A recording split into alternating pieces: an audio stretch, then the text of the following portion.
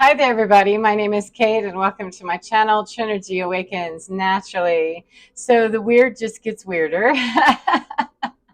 I love it whenever I'm out peopling and I find people that have a whole lot to say, and they start letting me in on what's the right way to do my own personal business when I've never laid eyes on them and they've never laid eyes on me before, ever. The complete stranger that will start telling me what I should be doing in order to get right with the Lord or get right with myself so that, I'm not going to get lost in the confusion of whatever's happening right now.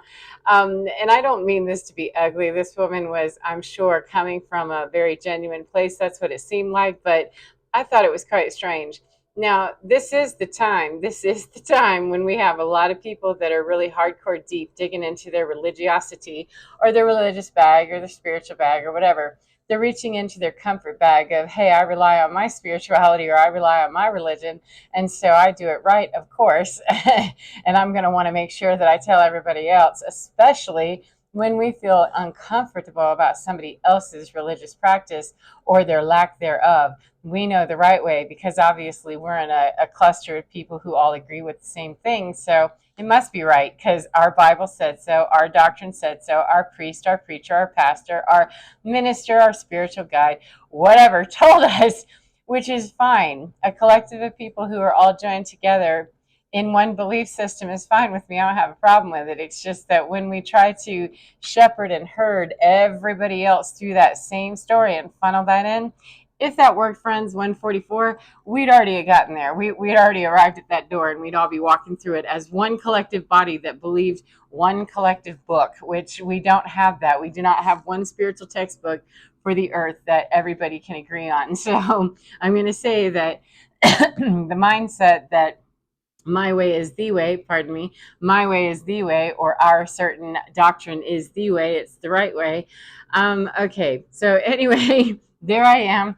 I do not ever go out into public for purposes of retail shopping. I don't like it. I don't enjoy it. I spend as little time as I have to in the grocery store. I dart in and out, and it's a whole strategic process about how I do that because being neurodivergent, I don't dig the lights, I don't dig the sounds, and I just don't like brushing up against people. That's just my own personal thing. It's not meant to be hateful to other people. It's just meant that I don't want to be brushing up on everybody else, and I don't want them brushing up on me, especially in cramped spaces. So I take myself delicately whenever I'm going to be retail shopping. Well, I had a need to go into a store that I haven't been into, a retail store that I haven't been into for 4 or 5 years. I just don't do it anymore. Order most of my stuff online, and my groceries, like I said, I do that very strategically, and it's a very specific store that I know what the traffic is like. So and I can cope with the lights, etc. Why trigger myself unnecessarily with just the circumstances of dealing with, an errand or something that I need to run? I need to do that. I do have to be grown up and do that. However, I don't have to make it the most difficult process that it could be. So I move very strategically, but I had a need that I wasn't finding what I needed online. And so I thought, okay, I haven't been to one of these stores in a really long time. However, I'm going to dart in and dart out. I did not dart in nor dart out. I darted in and I was held up that this woman, I was looking at some things going through Iraq, and this woman just suddenly started talking to me. And I don't mind it. I'm a very personable person. I mean, I don't mind having conversation, perhaps. And I didn't even get angry with her that she was giving me directive about my soul and my soul's journey and what I should be doing to make sure that I was right, etc. I didn't mind that even, but I found it just ironic and interesting that at a time when I've been talking a lot about personal sovereignty and, getting the gaslighting or getting the directive from other people, that this is a time when that's really happening a whole bunch. We have a whole bunch of people that are just certain they are right. And they're right for themselves. However, to put it out there that, that particular thing, whatever it is right for every single body, every single person, or everybody is absolutely ridiculous no matter what it is. Otherwise, we'd all be doing that.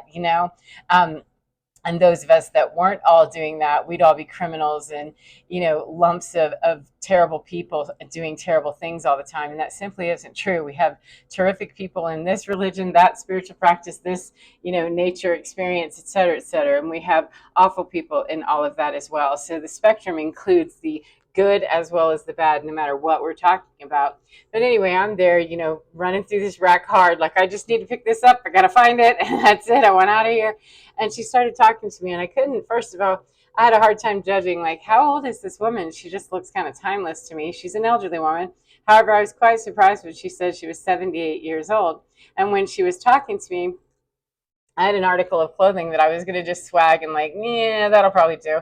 And I had this dress on, and she says, wow, that's really something that I wish that I could wear patterns.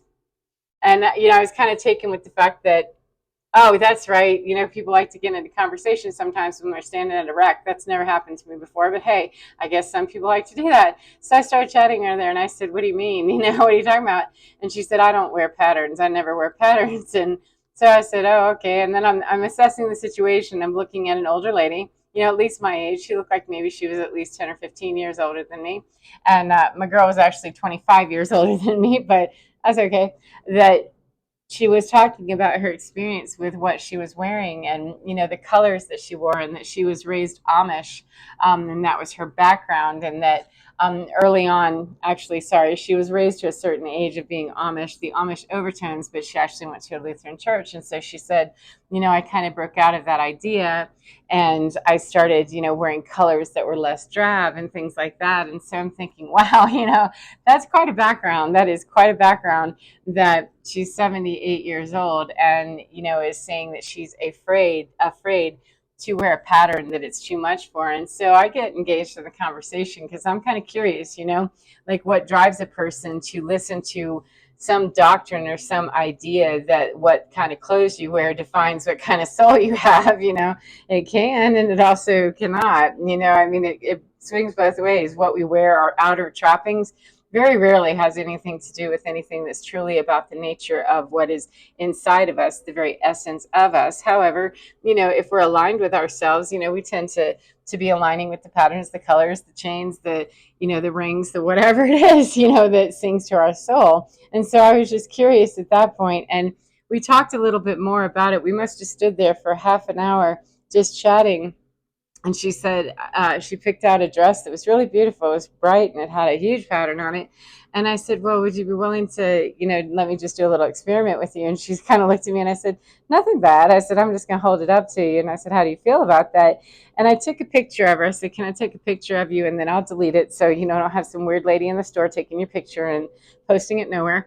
I said, I just want you to see what it actually looks like. Because she said, I couldn't possibly go into the dressing room and do this. And that just blew my mind. I'm like, there's a lot of intimidation in that. There's a lot of fear in that. And I don't mean that to be stank. I mean that it literally shocked me. Like, you cannot possibly even imagine the idea of putting this on in the dressing room. I said, nobody's in the dressing room with you.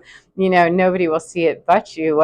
That might help you grow maybe a little bit if you were interested in doing it, to where you get more comfortable actually purchasing something, and so I just snapped the picture of her, and I showed it to her, and I said, look at that. I said, that's such a beautiful color up on your face, and everything is so beautiful. It does look good on you. I said, however, if it doesn't feel good or you don't like it, and I said, here you go. Here, I'm deleting this so that some weird lady isn't taking your picture in the middle of this retail store. That, something weird. I said, I just hate to see people get bound up in old ideas or old paradigms or something, when she herself was identifying that she didn't like being squished by the way that she was raised and what she was supposed to be doing. And yet further into the conversation, she was happy to squish me. She tried, or she was putting it out there. I don't take squishing. The minute I see somebody getting squishy, then I gotta go, because it really doesn't bother me. I don't know you. We don't have anything but this very short conversation now. Once it starts getting pushy, and she didn't get too pushy, but she really did get quite squishy, as in, that's wrong, right? Don't you know that what you're doing is wrong? She actually asked me, after we did this whole thing with different patterns, different colors, etc. She asked me a few more questions. I don't even remember, I don't remember what she was talking about exactly, but the conversation just kind of kept moving along. And she said, well, do you have a good relationship with the Lord? And, that's one that in the past I would have gone running and said, nope, I'm a heathen. I'm a, beast. I don't do any of it. I've got the mark of the devil on my shoulder. And no, I don't, nope, I do not, because it's uncomfortable. It was uncomfortable for me to be honest about the fact that I don't attend a church, a regular church thing. I don't follow any particular doctrine, and I believe very little of any of it, the way that it was taught to me, explained to me, and gaslit to me about what all that was. And so it's a very long conversation. If somebody really wants to know, do I have a relationship with the Lord? We're going to need to already start off with, what do you mean by Lord? Because we're going to need to have a platform of understanding before we even open this conversation. So you see, it's really not worth it to me, because most people that ask me that, they're not really looking to hear what my relationship is. They're looking to make sure that I'm aligned with what the right relationship is. And that was her story as well. But I found it amusing that I said, well, yes, I actually do. I have a very, very strong relationship with God. I switched let's not talk about the Lord, because that's got all kinds of different connotation depending on which religious doctrine you go through as to what the Lord is. And I don't get into all the deets of, the hierarchies of what's the right verbiage and stuff. So let's just go right straight to God, that yes, I have a very, very keen relationship with God. And I said, do you? And she's trying to push that conversation back over there, because I'm almost done with my shopping and I don't want to chase off 11:11, because we're going to have a tense conversation about religion right here in the no aisle. But it wasn't that she was frosty. It's just I noticed that she's telling me about how she couldn't possibly choose 11:22 a dress because of a doctrine of the Amish people and her family, her background, etc., that she couldn't choose patterns or a certain color and stuff because of that oppressive nature of the people that were telling her what she should and shouldn't be wearing. But because of that conditioning, it also allowed her the freedom in her mind to put it my direction about, well, that's not correct, right? That isn't good what you're doing. When I said I don't attend a church and I got no problem with it, I said I study the Bible. I've got a Bible study group that I work with, that I understand the parameters of what that is. And it's not aligned with me spiritually. However, it's a Bible study group. And, she said, well, who is it with? And I felt like the Inquisition was getting started. And when I told her, I said, yeah, it's whatever. And I tried to downplay it, because I'm not looking to get into a debate about anybody's theology. And I sure as hell am not looking to get into a debate about mine, So, and she said, well, that's not good. Do you know that? Do you understand that, right? That's not good, because it wasn't her specific doctrine, her specific theology. And I said, well, I don't follow theirs either. I don't make any promise to anybody. I'm there just for the Bible portion of it, to learn some historical stuff. I'm not there nourishing my soul with that particular thing. Feeling like I was wondering, why am I saying anything about this to this person? But what came to me in that conversation is that she's not understanding that you were shut down in your childhood and all the way through until you're 78 years old and still can't buy a dress that you really like, because it's ingrained in your mind so far that you couldn't possibly swing that. It would just cause too many disruptions in your whole entire body and your soul, that you couldn't do that. And yet you're not understanding the translation is that's the same hard line view that you're trying to shove off to a stranger that you have never met, that has no obligation to explain any of that to you, that I don't owe you anything. And so I was gently, not pushing her exactly, but just kind of putting the seeds in there that, I understand that. However, I don't view any religion as any particular way that I have to go. My particular stance on it is that if people find God, they find God. If they find their own personal relationship with their own kernel of goodness from the universe, from God's source, etc., and started using some of those weirder words that people are like, ew, they get a little bit weirded out with them. However, that's the way I like to go, is that when we put it into the macro space perspective, we can then include any person on the planet. When we keep it in that micro thing, we start finding a way that somebody's not relevant or somebody isn't. I was no longer relevant, and she started looking very nervous, and, her eyes were darting a little bit and looking like she was getting uncomfortable. I'm like, we've been talking for 20 minutes. Am I now all of a sudden scary to you because I don't align with you, because I don't share the same religious doctrine as you, because I don't have a religious doctrine at all. And I was actually very surprised because she was in an ecclesiastical religion, and I was surprised. She's like, you should really come. And I'm thinking, wow, I'm more used to the Southern Baptist on that one, but wow, I'm surprised that this woman's really going deep, coming from a high church background, a liturgical service. That one kind of shocked me. However, it's when we feel pressed with our own fear and our own stuff where we're being triggered somewhat. She was already feeling triggered enough, a little bit at least, not triggered in a bad way necessarily, but being triggered to ask questions in her own head about, can I wear this color dress? Would it be okay? That she's opening up conversation with a complete stranger, but she could not quite make that transition into, these are inappropriate questions that you're asking me. Your fashion, what you're trying to create in the middle of this retail store with a stranger and asking an opinion is one thing. However, becoming a prophet in my world, or becoming a witness or whatever, from a liturgical background. So I mean, this wasn't somebody that I was expecting this from, that becoming the bearer of the truth and saying that you have the truth, the only truth, and that suddenly the conversation is shifting into uncomfortable area. Did I somehow change in the last 20 minutes of our conversation, or did your mind change about me because of your programming that has to do with what you think I should be doing? And I didn't really spend a whole lot more time with her. She looked very nervous, and she just kept saying, well, you should try my church. You should come. And she was very quick to give me the address, tell me exactly where downtown it is. And I thought, I'm not going there. I won't see you ever again.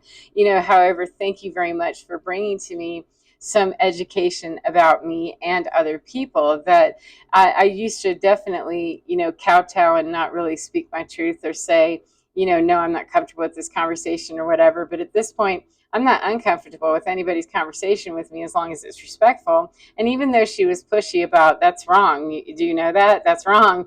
I didn't feel that shame monkey trying to lodge on top of me, because it was just absurd. I'm like, I don't even know you.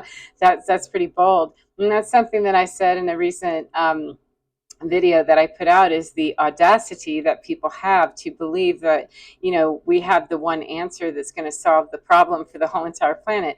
There's, more than one preacher, pastor, minister, etc., priest on this planet. There's more than one. So I'm going to say that, yeah, we don't have the one answer. If we did, we'd all be funneling through that one answer. We are sovereign beings. And as we continue to march through this ascension process, and through each one of these gateways and portals and understandings and upgrades, as we continue to do this, especially when we're consciously doing that and grabbing hold of new information, and we're speaking to guides, God, Jesus, whomever we align with, then we are continuing to understand our own personal sovereignty, our own spiritual sovereignty, and really building the framework for understanding ourselves through that relationship, whatever it is. And I haven't seen that in order to reach that place, I personally, doesn't mean other people haven't found it, I personally have not found a doctrine that I laid into and sat down and was able to stick with it fully, because it didn't allow me to be over here with it before something said, that's bad, don't you? Or you can't do this, or you can't do that. I don't appreciate that myself. However, I was not sure that she understood that she's doing it to herself by allowing someone else's doctrine about what appropriate dress is, and high collar too. She said, I would never wear anything, that's not right up here like that. And I thought, well, okay, well, I'm not going to tell you. It's not my duty, my job, or my responsibility, nor my right to say, well, that's so uptight. That's incorrect, don't you? That you can show cleavage. It's allowed. It's 2024. You're allowed to have cleavage even at 78. That would be the same thing. However, I would imagine that if the tables were turned, that woman would probably say, excuse me, but what are you saying to me? How dare you give me some advice about this or something? Or she'd have every right to say that to me. However, didn't think twice about it. And I didn't offer up stank to her. I just kind of closed out the conversation. I could see the eyes twitching and the, good Lord, please come to the service. We got 3 services on Sunday. You should come to be saved, I guess, or, make sure that my salvation is guaranteed and I get away from all this wrong stuff that I'm doing. But my point is this is that we're meeting people all over the place that are very, very happy to let us know what we're doing wrong on every level, because we're all being challenged by these upgrades memories and these energies and stuff, that we are meeting those karmic situations or those karmic patterns or those old world wounding patterns, those old ways of being that kept us kind of slow, believing some dumb stuff about ourselves that really doesn't work. We're being called to those places where we can visit that by having a complete stranger bring up a conversation that out of a whole entire store, I meet a woman who's tapping into something that used to be quite a challenge for me to stand in my own authenticity and in my own spirituality in both the religious sector as well as the spiritual sector, and be able to say, it's okay if you don't agree with me. I don't need you to, because I'm not worried about the salvation of my soul. That somebody else has to take responsibility for that. I'll take responsibility for it, and I see that differently. I don't know what just happened. Oh, my Starlight thing, you just turned off. It automatically turns off. But anyway, so I hope that's been helpful to you in some way. And I hope that you enjoy your day no matter what part of the day you're in. And remember, get within your skin because you're divine. It is absolutely fine, and it can stand as a sovereign nation all on its own. And the less that we listen to the pollution of other people in their minds of whatever it is that, trips them up and makes them think they have to go a certain way, will also many times translate over into believing that they have the right to say that you can't go the way that you want to go. Bossy people oftentimes have been bossed a whole lot in their own mind, or people that are insistent on the right way, especially with religious folks. I've noticed they're very often ones that they've already had some doctrine or some idea about life in general shoved down their throat, because it's a whole package usually in my experience. But the bottom line is that I wouldn't tell a woman how she should dress any more than I would tell her how she should be communing with the Lord of her being. Just if you're finding that space inside of you that brings 2121, that brings peace and sovereignty, then get there. I don't care how you do. However, you're slowing yourself down in a retail store trying to convince a woman that you're not going to change my mind. I already went through this drill with people telling me, and that's when I was most miserable. And I certainly wouldn't want to have to wait for permission from a stranger in a store to tell me that it's okay if you wear a color that you've never worn before. However, maybe it helped her get there. I don't know. I just know it gave me pause for thought, lots of opportunities to think about how solid am I? How committed am I? And what is she bringing up in me? Not to disgrace her or displace her or tell her in my mind or judge her anything that, oh, she's just this or she's just that. To do, in fact, the very opposite of that and say, thank you for giving me this opportunity to on the fly have a, impromptu session with somebody about, what do I believe in? And the more that I have those occasions with people that are quite authentic, the more easily it comes to me that I don't owe anybody an explanation. However, when I go, it helps me to get very small in the conversation, to notice when people are, they don't really want to know, then find a way to delicately back out and go, and leave them perhaps with seeds of, inspiration to think about something in a different way. Pry open that mind a little bit and see if there's another way for you to do that. So anyway, get within your skin because you're divine. Totally fine, totally fine. And you are doing well every day, all the time. That can get you there. I promise it can. So take care of yourselves, and I'll see you again next time. Goodbye, my beautiful friends.